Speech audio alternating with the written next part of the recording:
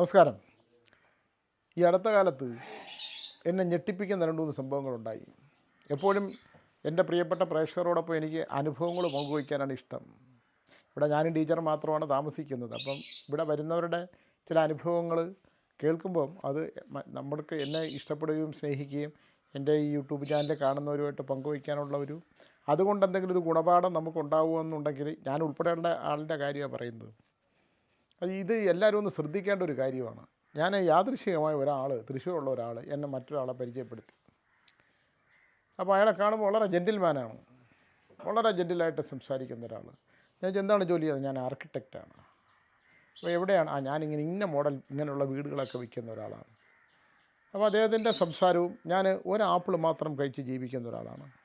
അപ്പോൾ ഞാൻ ഒരാപ്പിൾ, അതെ, ഞാൻ ഓറഞ്ച് മാത്രമേ കഴിക്കാറുള്ളൂ. അപ്പോൾ അതിൻ്റെ ഒരു ദളം ഞാൻ രാവിലെ കഴിക്കും, അതിൻ്റെ ഒരു തള ഉച്ചയ്ക്ക് കഴിക്കും, വൈകുന്നേരം കഴിക്കും. ഞാൻ വളരെ സിമ്പിളായിട്ട് ജീവിക്കാൻ ആഗ്രഹിക്കുന്നതാണ്. സ്വാമി എന്തായാലും ഒരു ദിവസം എൻ്റെ വീട്ടിലേക്ക് വരും. ഞാനും ടീച്ചറും കൂടെ പോയി. ഇദ്ദേഹത്തിൻ്റെ വീട് അതിമനോഹരമായൊരു കൊട്ടാരം. അത് വാസ്തുകല അനുസരിച്ച്, വാസ്തുശില്പം അനുസരിച്ച് ഇടനാഴികളും പിന്നെ വളരെ വളരെ വളരെ നമുക്ക് ആകർഷണം തോന്നാവുന്ന വിധത്തിലുള്ള സംസാരവും, അതിനേക്കാൾ ഉപരി അത്തരത്തിൽ ഇങ്ങനൊരു വീട് വെച്ച് വളരെ സിമ്പിളായിട്ടൊരാൾ താമസിക്കുന്നുള്ളൂ എന്നുള്ള എൻ്റെ സ്നേഹം, എനിക്ക് ശരിക്കും അത്ഭുതം തോന്നി. അങ്ങനെയുള്ള മനുഷ്യരോടുള്ള സൗഹൃദം നല്ലതാണോ അല്ലോ എന്ന് തോന്നി. അദ്ദേഹം പറഞ്ഞു, സ്വാമി പുസ്തകങ്ങളൊക്കെ എഴുതുമല്ലോ? ഞാൻ എഴുതും.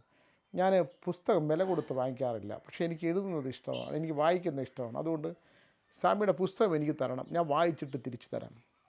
ഇത് പറയുമ്പോൾ നമ്മൾ എന്ത് ചെയ്യണം? ഇങ്ങനെയുള്ള ഒരാളുടെ പുസ്തകം കടം മേടിച്ചിട്ട് തിരിച്ചു തരണം എന്ന് പറയുമ്പോൾ നമ്മൾ ചിന്തിക്കേണ്ടതില്ലേ? നമ്മുടെ ബുദ്ധി ഇല്ലാതെ വേണ്ടല്ലോ. നമുക്ക് ബുദ്ധി ഉണ്ടെന്ന് വിചാരിക്കേണ്ട വെറുതെയാണ്.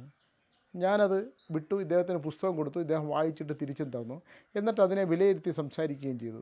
വളരെ ഗഹനമായിട്ടുള്ള എൻ്റെ ഈ മാന്ത്രവാദ നോവലുകളൊക്കെ ഇല്ലേ, എല്ലാം പ്രേത നോവലുകളുമൊക്കെയാണ്. അതിനെയൊക്കെ പുള്ളി വളരെ ഗഹനമായി വിലയിരുത്തി സംസാരിച്ചു. ഇത് കഴിഞ്ഞിട്ട് എൻ്റെ ഒരു പുസ്തക പ്രകാശനത്തിന് ഞാൻ ഇദ്ദേഹത്തിനെ വിളിച്ചു. ഇവിടെ വിളിച്ചപ്പോൾ എനിക്ക് പരിചയമുള്ള കുറേ ആൾക്കാരുണ്ടായിരുന്നു. അപ്പോൾ ഞാനൊരാളെ പരിചയപ്പെടുത്തി, ഒരു അമ്മയെ പരിചയപ്പെടുത്തി. അമ്മയുടെ മക്കളൊക്കെ വിദേശത്താണ്. അമ്മ കലാപരമായിട്ട് ബന്ധമുള്ള ആളാണ്, നല്ല അമ്മയാണ്. ഞാനും ടീച്ചറൊക്കെ ഇടയ്ക്ക് അവരുടെ വീട്ടിൽ പോകുന്നതാണ്. അപ്പോൾ ഈ ഇദ്ദേഹത്തിൻ്റെ ഭാര്യയെ അവിടെ പരിചയപ്പെടുത്തി. ഒരു ആഠ്യത്വമുള്ളൊരു സ്ത്രീയായിട്ട് തോന്നി. അദ്ദേഹത്തിൻ്റെ മകളെ പരിചയപ്പെടുത്തി. ഇത്രയേ ഉള്ളൂ നമ്മൾ ചെയ്ത കാര്യം. ഇങ്ങനൊരു പരിചയപ്പെടുത്തൽ മാത്രമേ നടത്തിയുള്ളൂ. കഴിഞ്ഞ ദിവസം നമ്മളെ ഞെട്ടിച്ചുകൊണ്ടൊരു വാർത്ത കേട്ടു. ആ അമ്മയുടെ മകൻ എന്നെ വിളിക്കുന്നു. ഇദ്ദേഹത്തിൻ്റെ ഭാര്യ ആ അമ്മയുടെ നിന്ന് ലക്ഷക്കണക്കിന് രൂപ മേടിച്ചിട്ടുണ്ട്. ലക്ഷക്കണക്കിന്. നമ്മൾ അറിയുന്നില്ല ഇത്. ശരിക്കും ആ ഓഡിറ്റോറിയത്തിൻ്റെ അവിടെ വെച്ചത് ഇന്ന ആളാണെന്ന് പരിചയപ്പെടുത്തിയ ഒരു കാര്യമേ ഉള്ളൂ. അവർ തളർന്നു പോയി. ആലോചിക്കണം. അദ്ദേഹത്തിൻ്റെ ആ മകൻ കഷ്ടപ്പെട്ട് അമ്മയ്ക്ക് അയച്ചു കൊടുത്ത പണമാണ്. ആ മകൻ എന്നെ വിളിച്ചു. അപ്പോൾ ഞാൻ പറഞ്ഞു, മോനെ, ഞാൻ അന്ന് പരിചയപ്പെടുത്തിയല്ലാതെ ഇങ്ങനെ ഇവർ തമ്മിലൊരു സൗഹൃദം ഉള്ളത് പോലും എനിക്ക് അറിഞ്ഞുകൂടാ. ആ സൗഹൃദം ഉണ്ടാക്കി ഇവരവരെ വീട്ടിൽ ചെല്ലുന്നു, അവരുമായിട്ട് സൗഹൃദം ഉണ്ടാക്കുന്നു. എനിക്കറിയില്ല, അമ്മ ഒറ്റയ്ക്ക് താമസിക്കുന്നതാണ്. ലക്ഷക്കണക്കിന് രൂപയും കൊണ്ട് ആ സ്ത്രീ പോയി. അപ്പോഴും ഞാൻ ഇദ്ദേഹത്തിൻ്റെ വീട്ടിൽ ചെന്നു. അത് വളരെ മോശമായി പോയി വാങ്ങിച്ചത്. എൻ്റെ ഭാര്യ, ഈ മനുഷ്യൻ, ഈ ഓറഞ്ച് തിന്നുന്ന മനുഷ്യൻ എപ്പോഴാണ് ഈ വീട് ജിപ്പിയായിരിക്കുവാണെന്ന്, അതിഭീകരമായ കടബാധ്യതകൾ കൊണ്ട് മുടിഞ്ഞതാണെന്ന്. നമ്മൾ ഈ മുഖം മൂടിയിട്ട് ഇപ്പോൾ ഒരുപാട് പേർ ആത്മഹത്യയൊക്കെ ചെയ്യുന്ന ഒരുപാട് കഥകളുണ്ട്. നമ്മളെന്ത് ചെയ്ത്? നമ്മൾ ആരെ വിശ്വസിക്കണം, ആരെ വിശ്വസിക്കേണ്ട?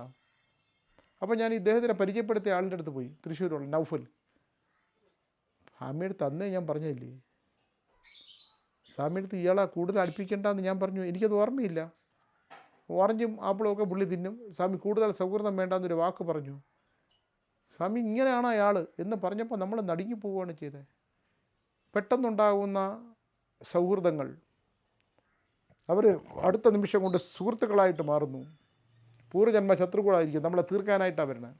മിക്കവാറും ഇത് ജാതകത്തിൽ ഭാര്യമാരാണ് അങ്ങനെ വരിക. പൂർവ്വജന്മ ശത്രുക്കൾ വന്ന് കല്യാണം കഴിച്ച് നശിപ്പിച്ചിട്ട് പോകുന്ന തരത്തിലുള്ള പൂർവ്വജന്മാർജിതമായ കുറേ കാര്യങ്ങൾ ഞാൻ പഠനത്തിലുണ്ട് എൻ്റെ. പക്ഷേ ഇതെനിക്ക് ഭയങ്കര അത്ഭുതം തോന്നി. എന്ത് മധുരമായിട്ടാണ് അവർ ആ ബന്ധമുണ്ടാക്കുകയും ഒരു നിമിഷം കൊണ്ട് നമ്മൾ പരിചയപ്പെടുത്തിയ ഒരാളിനെ സ്വാധീനിച്ച് ലക്ഷങ്ങളും കൊണ്ടുപോയി ആ അമ്മ തളർന്നു പോയി. അപ്പോൾ ഞാൻ പറഞ്ഞു വന്നത്, പെട്ടെന്നുണ്ടാകുന്ന സൗഹൃദങ്ങളും പെട്ടെന്നുണ്ടാകുന്ന ഇഷ്ടങ്ങളും വിശ്വാസങ്ങളും ഒക്കെ നമ്മളൊന്ന് ശ്രദ്ധിക്കണം. അപ്പോൾ എനിക്കൊക്കെ അബദ്ധങ്ങൾ മാത്രം പറ്റിക്കൊണ്ടിരിക്കുന്ന ഒരാളാണ്. ഇപ്പം ടീച്ചർ വന്നതിന് ശേഷം നിയന്ത്രണമുണ്ട്, അത്ര തന്നെ. അപ്പോൾ അതുകൊണ്ട് നിങ്ങളെല്ലാം തന്നെ ഇത്തരം കാര്യങ്ങളൊന്ന് ശ്രദ്ധിക്കുന്നത് വളരെ നല്ലതായിരിക്കുമെന്ന് പറഞ്ഞുകൊണ്ട് ഞാൻ ഇനി അടുത്ത കുറേ ഇതുപോലുള്ള ഒരുപാട് അനുഭവങ്ങളുണ്ട്. അതിൽ ഏറ്റവും പ്രധാനപ്പെട്ടത് പറയാതിരിക്കാൻ പറ്റാത്ത മാത്രമേ പറയുന്നുള്ളൂ. അത് നിർത്തുന്നു. വളരെ സന്തോഷം. നമസ്കാരം.